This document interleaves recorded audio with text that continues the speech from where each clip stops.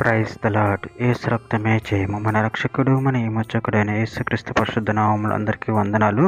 చిన్న ప్రార్థన ద్వారా ఈ రాత్రికాల వాక్య ధ్యానం చేసుకుందాము. పరిశుద్ధుడా మహోన్నతుడమైన దేవ యేసయ్య సర్వాధికారినైనా మీకే వేలది వందనములు కృతజ్ఞత స్థుతి స్తోత్రం చెల్లించుకుంటున్నాను. దేవ రాత్రికాల సమయంలో ప్రభు వాక్య భాగం ధ్యానిస్తుండగా వాక్య భాగం ఒక అర్థమాటలు సహాయం చేసి మీ కృపలో బలపరిచి మీకు మాదిరిగా మమ్మల్ని నడిపించమని చిన్న ప్రార్థన యేసుక్రీస్తు పరిశుద్ధ నామములో అడిగి వేడుకుంటున్నాను తండ్రి. Amen amen. తిమోతికి రాసిన 2వ పత్రిక 2వ అధ్యాయం 19వ వచనము.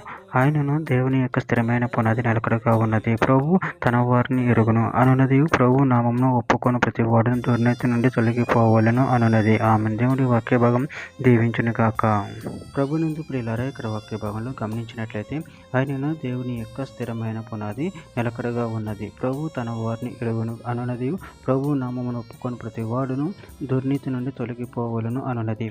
అదేవిధంగా వాక్య భాగంలో గమనించినట్లయితే సామెతల గ్రంథం 10వ అధ్యాయం 25వ వచనంలో సుడిగాలి విచ్చక భక్తిహీనుడు లేకపోవును, నీతిమంతుడు నిత్యం నిలుచు కట్టడములే ఉన్నాడు.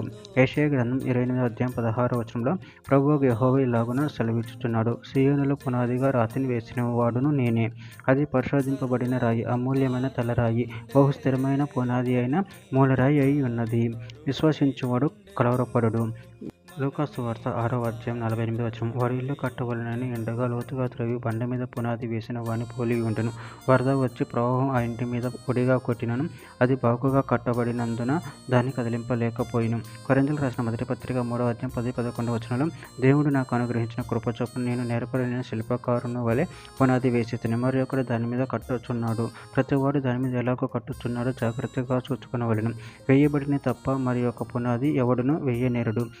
ఈ పునాది యేసుక్రీస్తే. ఎఫెసీయులకు రాసిన పత్రిక 2వ అధ్యాయం 20వ వచనంలో క్రీస్తు యేసు ముఖ్యమైన మూలరాయి ఉండగా అపోస్తలులను ప్రవక్తలను వేసిన పునాది మీద మీరు కట్టబడి ఉన్నారు. హెబ్రీయులకు రాసిన పత్రిక 6వ అధ్యాయం 18-19 వచనంలో మన ఎదుట ఉంచబడిన నిరీక్షణ చేపట్టుటకు శరణాగతులమైన మనకు బలమైన ధైర్యం కలుగునట్లు ప్రమాణం చేసి వాగ్దానమును దృఢపరిచెను. ఈ నిరీక్షణ నిశ్చలమును స్థిరమై మన ఆత్మకు లంగరవలె నుండి తెర లోపల ప్రవేశించుచున్నది. చివరిగా ఒక మాట, కీర్తన గ్రంథం 125వ అధ్యాయం 1వ వచనం. యెహోవా యందు నమ్మిక ఉంచువారు కదలక నిత్యము నిలుచు సీయోను కొండవలె నందురు. ఆమెన్. దేవుడి వాక్య భాగం దీవించును కాక. చిన్న ప్రార్థన చేసుకుందాము. పరిశుద్ధుడు మహాగణుడు అయిన దేవ యేసయ్య, మీరు ఇచ్చిన వాక్యాన్ని బట్టి ప్రాముఖ్యతను చెల్లించుకుంటున్నాను తండ్రి. నేను మీ యొక్క పునాదిపై మీ కట్టబడి నిన్ను మహిమపరచి కనపరచవడం శక్తిని బలాన్ని మాకు అనుగ్రహించి మీ ప్రేమ కృపలో మమ్మల్ని నిరంతరం కాచి కాపాడమని చిన్న ప్రార్థన యేసుక్రీస్తు పరిశుద్ధ నామములో అడిగి వేడుకుంటున్నాను తండ్రి. ఆమెన్.